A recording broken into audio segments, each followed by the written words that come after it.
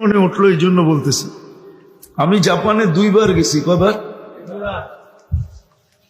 তো জাপানে আমাদের এক বাঙালি বিয়ে করছে, জাপানিজ মেয়ে, মুসলমান বানায় করছে। তো ফজরের নামাজ নিজে পড়ে না দেখা স্ত্রীকে বলছে যে নামাজ 4 ওয়াক্ত। কয় ওয়াক্ত? জোহর, আসর, মাগরিব, এশা। তো নতুন জাপানি মেয়ে, জাপানিরা কিন্তু যেটা করে ওটা সিরিয়াসলি করে। সিরিয়াসলি বোঝেন?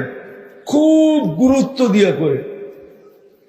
তো মহিলা নবমুসলিম 4 ওয়াক্ত নামাজ খুব ভালো মতে পড়তেছে।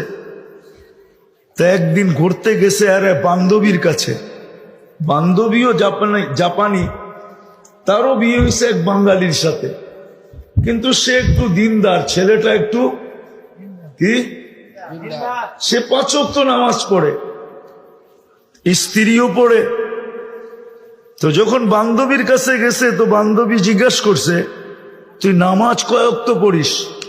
কেন, নামাজ তো 4 ওয়াক্ত।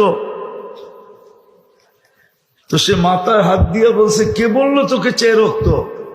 কেন, আমার স্বামী তো বললো 4 ওয়াক্ত, জোহর, আসর, মাগরিব, এশা। তো বলছে, না বোন, নামাজ